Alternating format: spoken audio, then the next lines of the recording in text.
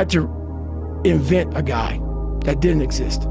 I had to invent a guy that can take any pain, any suffering, any kind of judgment, be called nigger, be called whatever the fuck in the world, and be able to stand in the fucking room and say, go fuck yourself. And so I had to man up. And I said, the first thing I gotta start doing is facing every fucking fear I have, no matter what the fuck it is, man. You can help yourself get through the times that suck. Real life.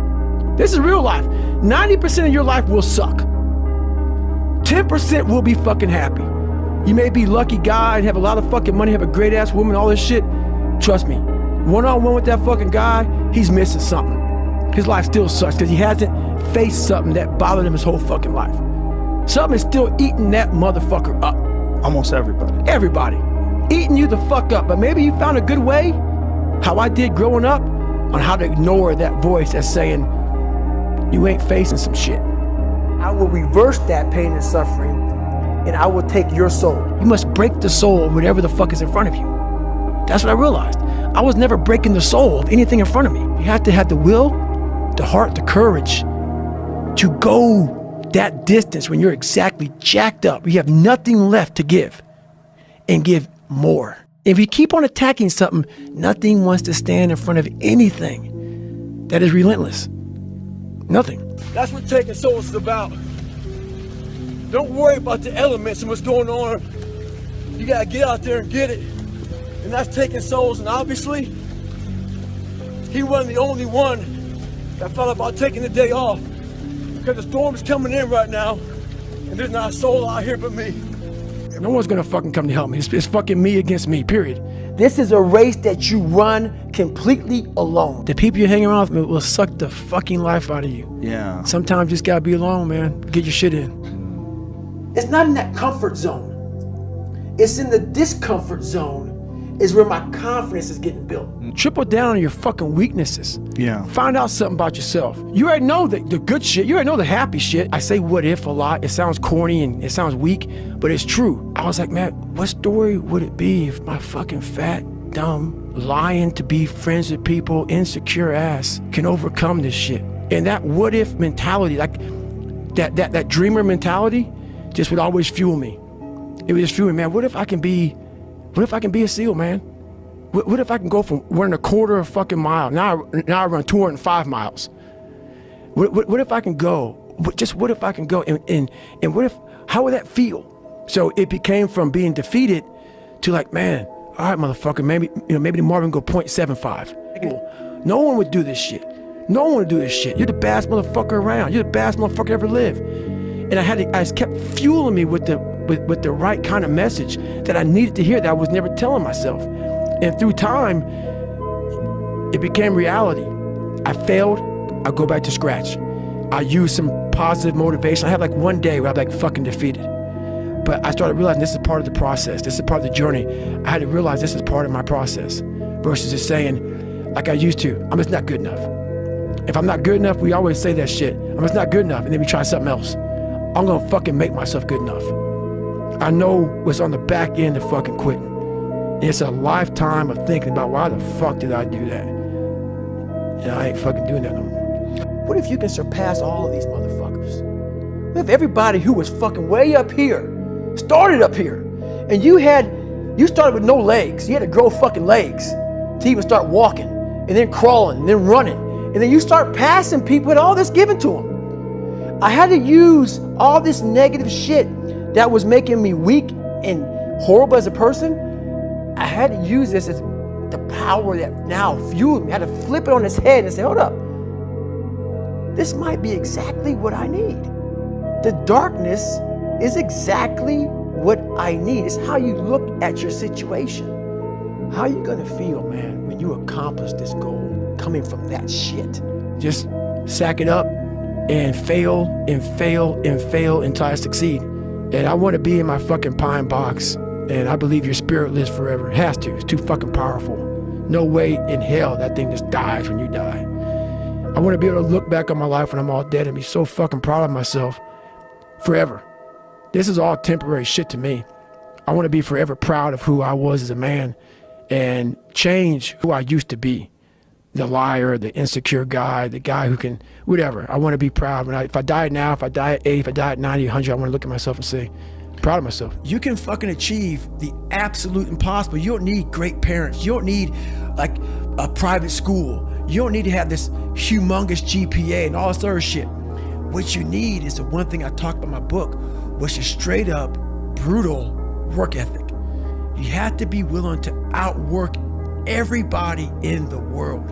On the journey, there's always be that motherfucker in the sewer you came from that's grabbing at your fucking ankle as you're leaving that sewer. That's want to drag you right the fuck back down because you figured it out. With success in life comes more haters. Don't make them hurt your feelings. Use them for fuel. Use them for energy. In times of need, put them on the fucking mental Rolodex in your mind. And when you don't want to do shit, roll through your brain. Pull up that motherfucker that you need. That person who said you couldn't do something.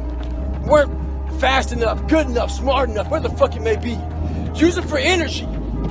Instead of killing them with kindness, torture them with fucking success. In life, we have to continue pushing past the odds. Use everything this world has to give you for fuel. Stay hard. To all you computer warriors, trolls, haters, I read your fucking messages on those videos I put up with me on my crutches, me getting my knees drained. You were happy I was fucking injured. You're also happy because you thought I'd never run again. All that, see, I told you, tagging your friends shit. Bitch, you don't fucking know me. You see a 1 minute fucking video about me. You don't know how hard I train, how I live my fucking life. So why do you troll? Maybe it's a fat motherfucker at home, lazy, with no discipline or dedication. Maybe you're jealous. Who knows? But guarantee this, I'll be back better than ever. Ha ha! Fuck you. Stay hard. You have to start arming your mind. Start preparing yourself for what's out here in life. Build confidence. Build self-esteem. So when people talk shit to you, it doesn't fucking matter. Stay hard. You're a victim of any kind.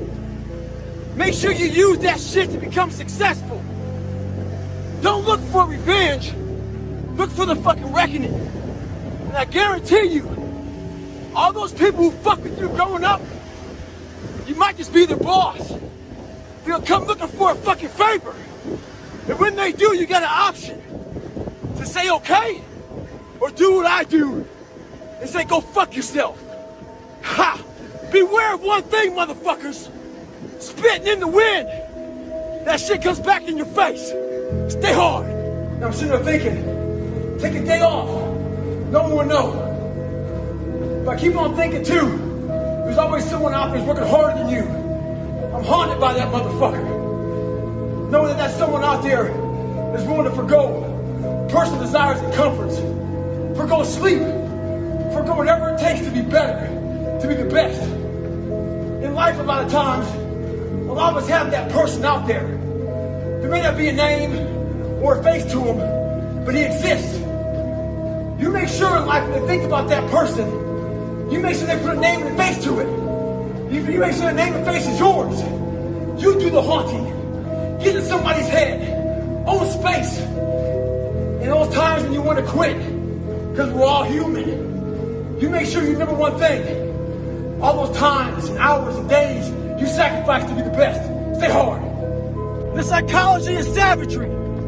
I wasn't the best runner, but what I did was I found the work schedules out of my competition, and I made sure they saw me running day and night. I tried to get in their fucking heads. Remember this. Stay hard at all times. Savagery. I got called nigger around whites. I got called half-breed and sold out around some blacks. Right now we got a lot of bad shit going on in the world. We gotta stop being defensive. We gotta hear everybody's shit. Whether it be bad or good. Be ready to listen. Stay hard. They can't see themselves doing it. They can't see themselves doing it. It's one big reason. The other reason is a lot of it is jealousy. When you set these humongous fucking goals and they see that you're getting at it, a lot of our family members, a lot of our friends, they're mediocre. There's always those couple of guys who are uncommon, who want to be better. But you make that mediocre motherfucker feel like shit. Yeah. Whether it's your mom, your dad, whoever. You make him feel horrible. I've been there. I'm speaking from experience. When you get somebody around you, man, who's trying to be better and you don't have the drive that they have, it's a constant reminder of how fucked up you are. You have to know that that's what it is. Anybody in your course not saying, man, get after it, brother, I'm so proud of you, they have a problem with themselves. Because all you're trying to do is achieve more. If that's a problem for somebody, you have to look at them and say, man, you really have a fucking problem with yourself, huh?